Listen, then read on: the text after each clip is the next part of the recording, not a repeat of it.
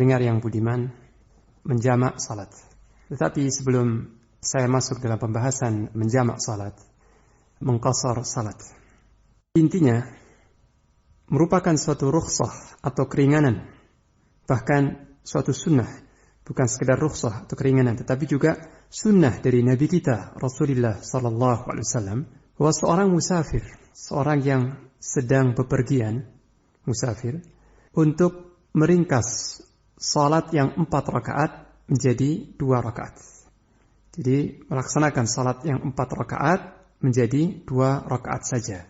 Dan ini yang dimaksud dengan qasar atau mengqasar salat, yaitu meringkas salat yang 4 rakaat menjadi 2 rakaat. Berarti salat yang disunahkan untuk diqasar adalah salat zuhur, asar, dan isya saja. Salat zuhur, asar, dan isya. Inilah salat yang diqasar atau diringkas ketika seorang musafir sedang bepergian hendak melaksanakan salat yang 4 rakaat.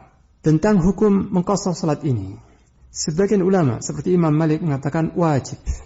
Jadi seorang musafir wajib mengqasar dan tidak dibenarkan untuk melaksanakan salat 4 rakaat. Sedangkan jumhur ulama menganggap ini atau berpendapat bahwa ini adalah sunnah muakkadah yang hendaknya tidak ditinggalkan.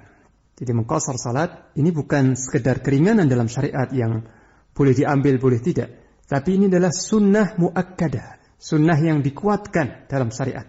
Dan tidak pernah ditinggalkan oleh Nabi kita Rasulullah SAW dalam setiap safar, dalam setiap bepergiannya. Beliau tidak pernah melaksanakan salat 4 rakaat ketika musafir, tetapi selalu 2 rakaat. Nah, pembahasan berikutnya tentang berapa jarak seorang musafir boleh mengqasar. Berapakah jarak yang membolehkan untuk seorang musafir mengqasar salat? Di sini banyak sekali pendapat di kalangan para ulama kita, tapi yang saya pilih dan saya kuatkan adalah bahwa batasan jarak itu dikembalikan kepada penilaian orang pada umumnya. Jadi tidak diukur dengan misalnya 85 km atau sekian farsakh atau sekian, tidak. Tetapi dikembalikan kepada pengertian safar atau bepergian itu dalam pemahaman orang pada umumnya. Ini.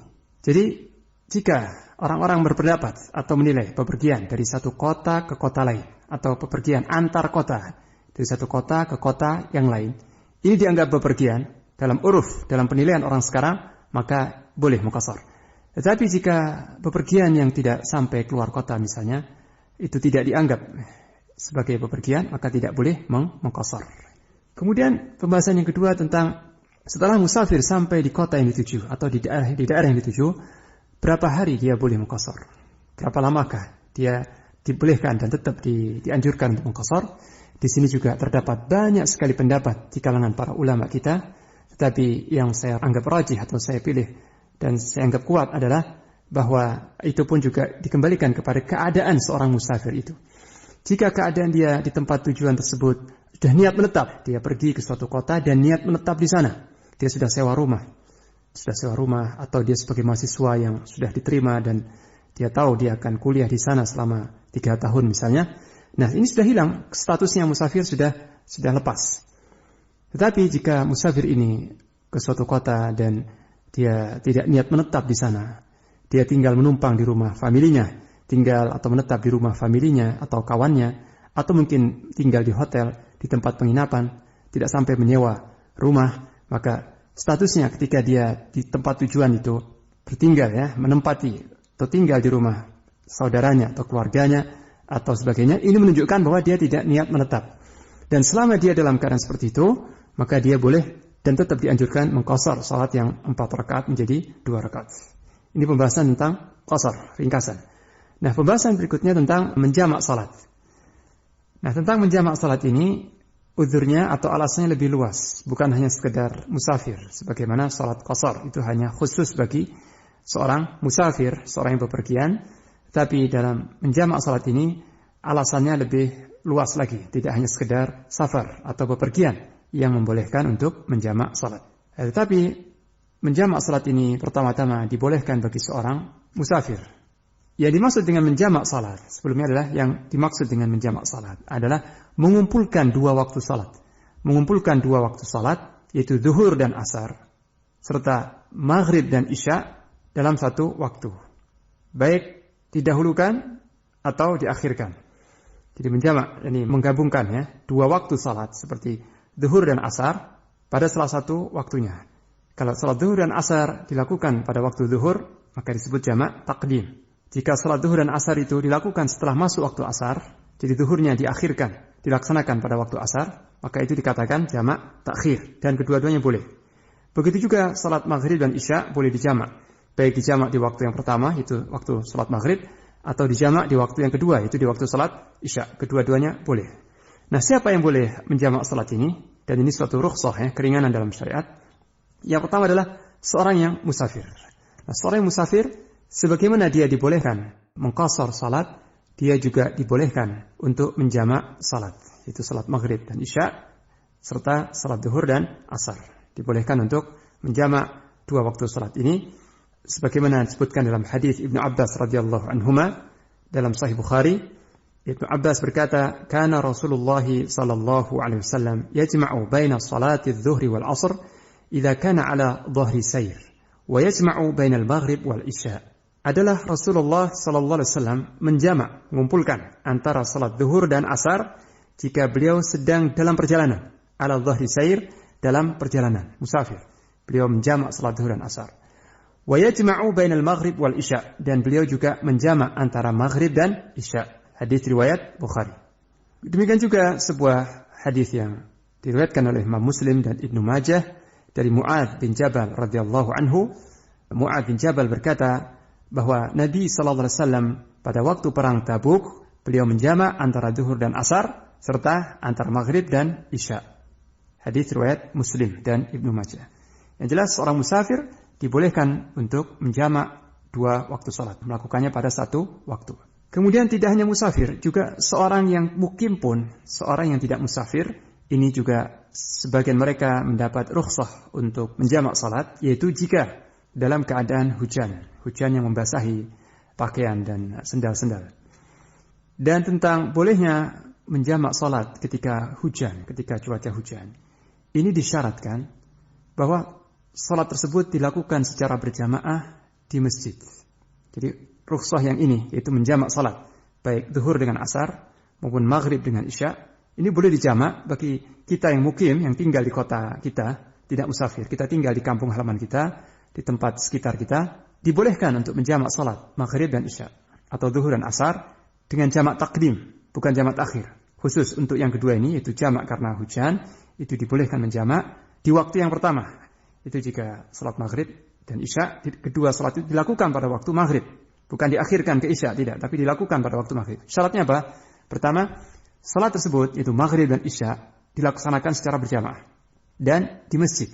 Kemudian, hujan sudah mulai turun sebelum takbiratul ihram salat maghrib. Salat yang pertama maksud saya.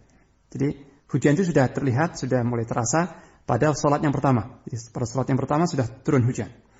Dan ketika salam dari salat yang pertama, imam sudah salam ke kanan dan ke kiri, hujan masih turun, masih membasahi.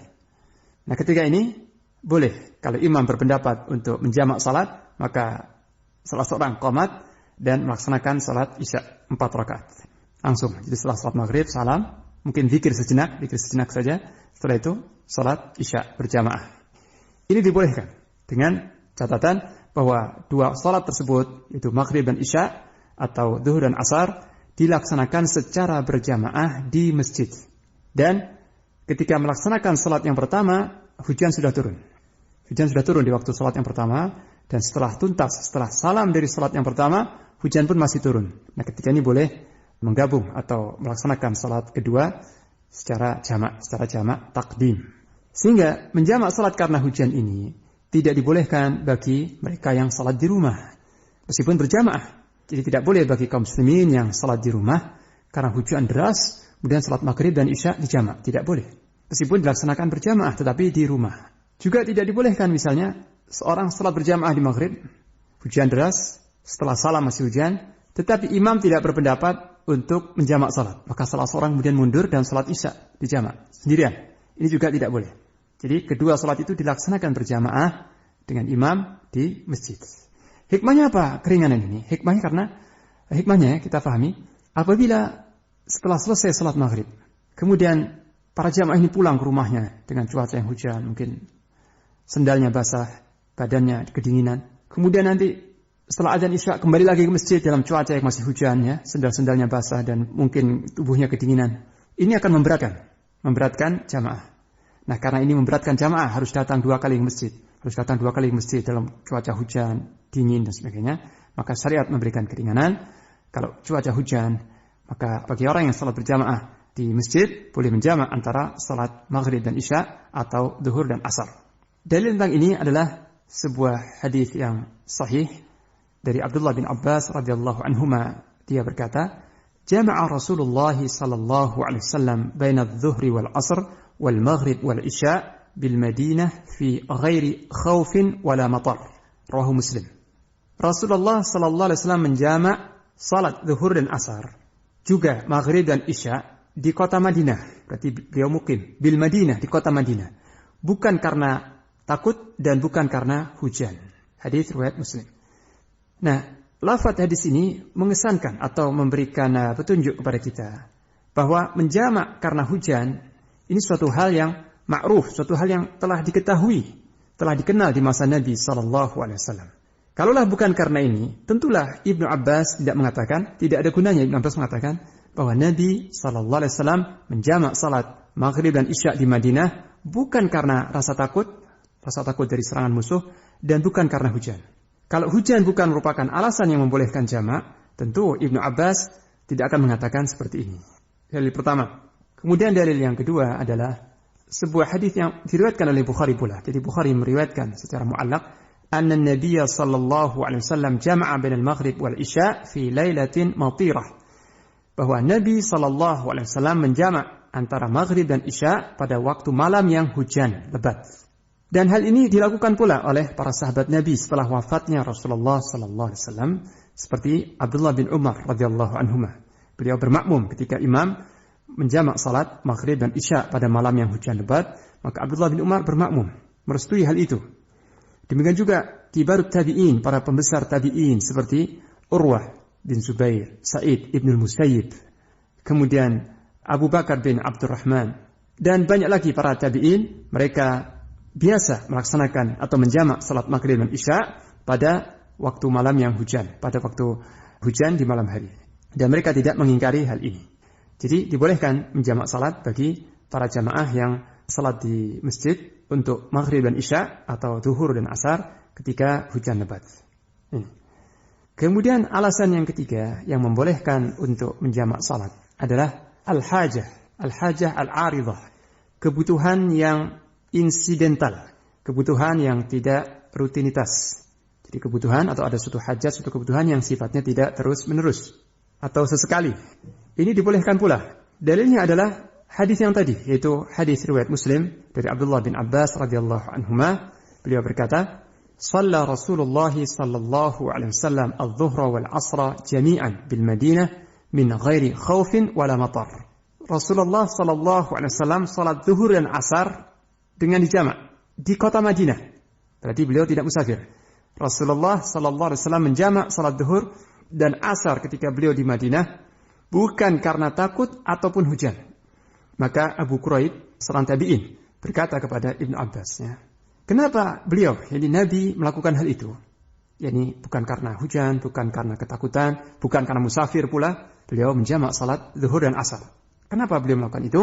Maka Ibnu Abbas menjawab, "Kai la yuharrija ummatah," agar beliau tidak memberatkan umatnya. Jadi beliau melakukan itu supaya tidak memberatkan bagi umatnya. Hadis sahih riwayat Muslim dan Imam Ahmad.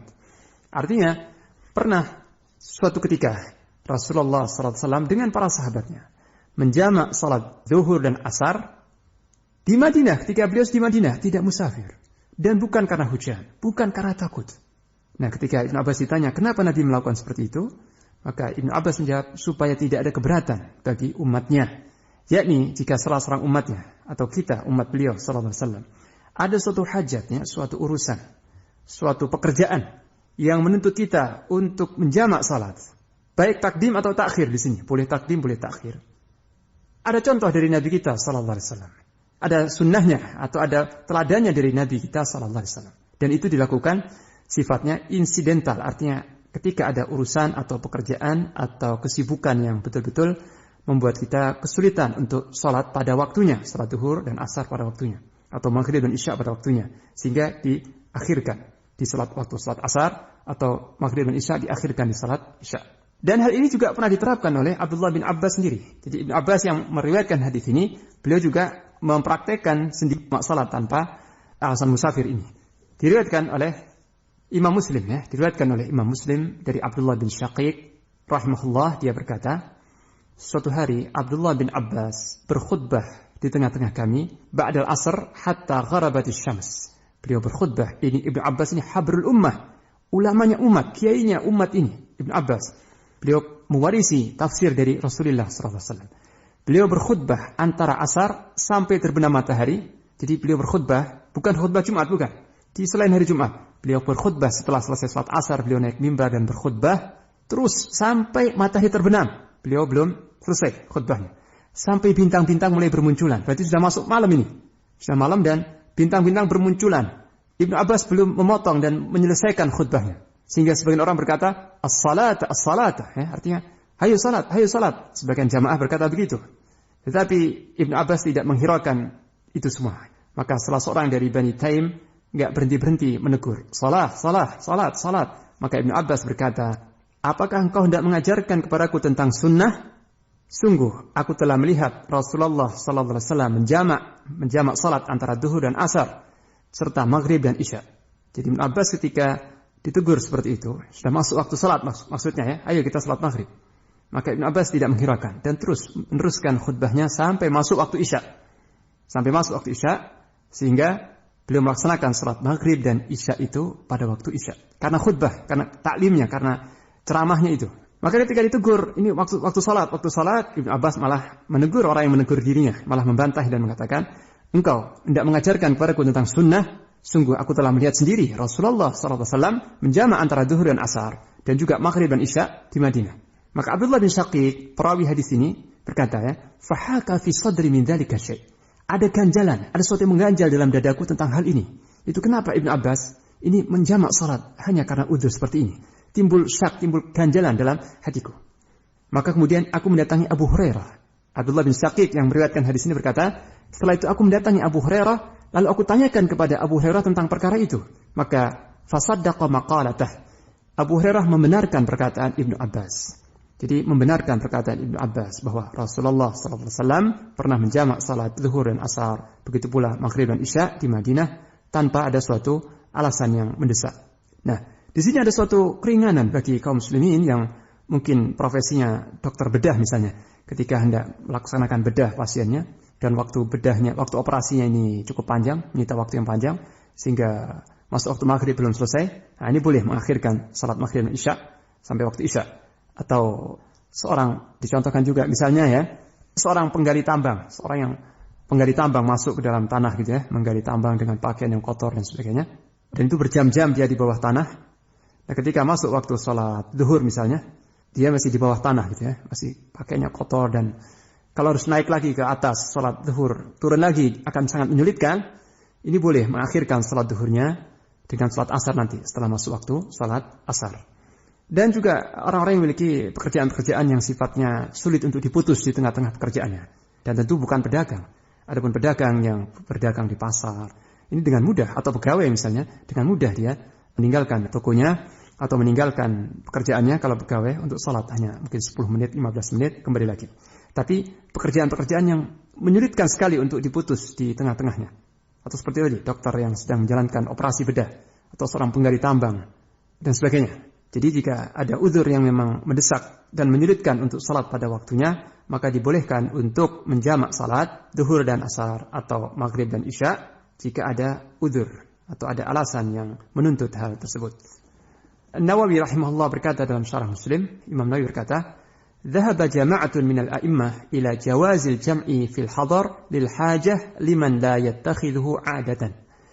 Sebagian para imam, sekelompok para imam-imam berpendapat bolehnya menjamak dalam keadaan mukim atau tidak musafir karena suatu hajat, suatu kebutuhan bagi siapa yang tidak menjadikan itu sebagai rutinitas atau kebiasaan. Nah, kemudian uzur yang terakhir adalah karena sakit, karena al-marad atau karena sakit. Seorang yang sakit yang sangat kesulitan, dia merasa kesulitan untuk melaksanakan salat zuhur pada waktunya, begitu pula asar pada waktunya, menyulitkannya, memberatkannya, maka dibolehkan bagi orang yang sakit seperti ini untuk menjamak salat zuhur dengan asar dan maghrib dengan isya. Dibolehkan. Kenapa? Karena masyaqqah, kesulitan, keberatan yang disebabkan sakit itu lebih berat daripada udzur matar, udzur hujan. Dan sakit yang membolehkan untuk menjamak salat ini adalah sekali lagi sakit yang membuat seorang pasien itu merasa kesulitan dan merasa kepayahan kalau harus melaksanakan salat pada setiap waktunya. Ya. Nah, inilah beberapa udzur atau alasan yang membolehkan seseorang untuk menjamak salat zuhur dengan asar, salat maghrib dengan isya. Dan untuk menjamak dua salat ini dilaksanakan dengan satu adzan dan dua iqamat. Jadi untuk zuhur dan asar misalnya, adzannya cukup sekali di waktu zuhur, di waktu yang pertama, kemudian qomatnya 2 kali. Nah, kemudian satu masalah yang penting lagi adalah, bolehkah merubah urut-urutan salat yang dijamak? Misalnya kalau seorang menjamak takhir, jamak takhir. Salat maghrib dikerjakan di waktu isya, karena musafir atau karena udzur, atau karena sakit. Salat maghribnya diakhirkan, ditarik di waktu isya. Bolehkah dia salat isya terlebih dahulu kemudian maghrib? Atau seorang musafir, dia mendapati suatu masjid, salat isya. Bolehkah dia salat isya bersama mereka? Setelah itu salat maghrib setelahnya. Artinya urut-urutannya boleh nggak dirubah, dibolak-balik? Pendapat yang kuat tidak boleh.